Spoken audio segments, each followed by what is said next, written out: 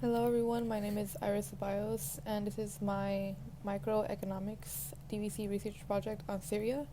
And the reason I chose to cover Syria is because I want to learn more about their struggles that they're going through during their civil war. So the first area that I did research on is poverty in Syria, and what I found is that hyperinflation and unemployment contribute the most to their high poverty rates. High unemployment and high poverty rates go hand in hand, so it makes sense. 85% of Syria's population is under the poverty line, and their unemployment rate is 9.61%. The graph here on the slide illustrates a downward trend in the last 5 years, in which we can predict a decrease for this year as well. And although 9.61% might be considered low compared to other developing countries, for Syria this percentage is high compared to its pre-conflict era. A key challenge that Syria is facing is the prolonged conflict between them and multiple rebel groups, terrorist, and multi-ethnic military alliances. This conflict breaks off into Syria's economic collapse and rise of informal work. A major opportunity is humanitarian aid, which is a consequence of the civil conflict. The population is very dependent on healthcare and cash assistance, such as remittances,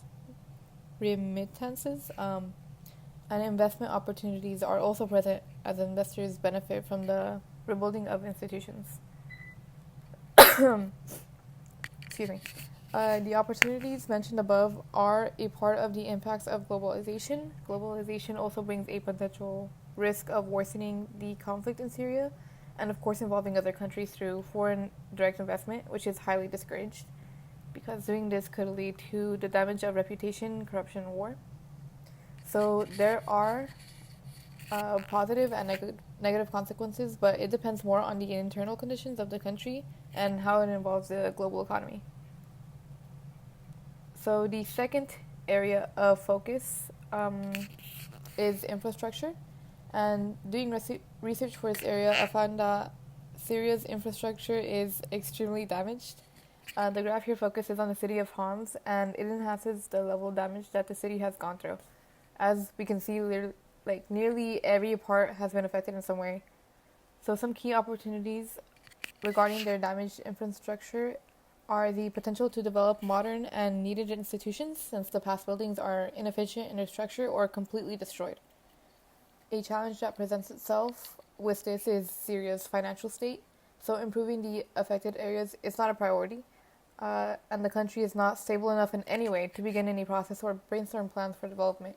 So this issue is applicable to the entire country and not just the city of Homs.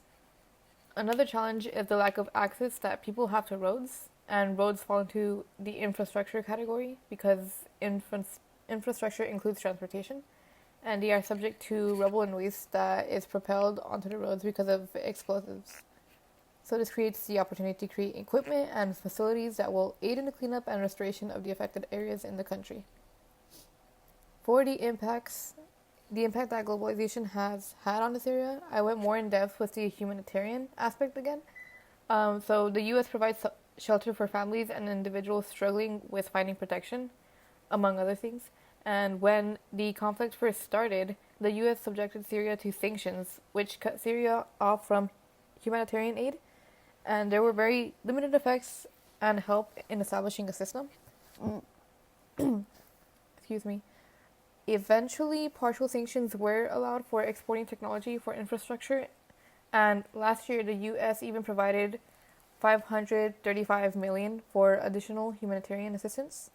And in more recent news, in January, I believe the 20th, yes, January 20th, U.S. foreign aid was suspended for 90 days due to the Executive Order 14169. This order caused disruptions in the assistance programs in Syria that horribly impacted families and individuals. So regarding infrastructure, globalization has had mostly negative effects within the country of Syria.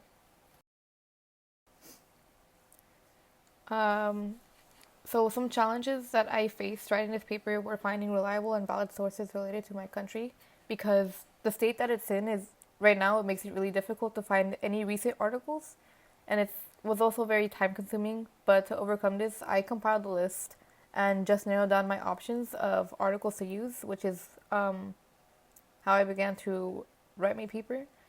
And I initially had very little knowledge of the war that Syria was going through.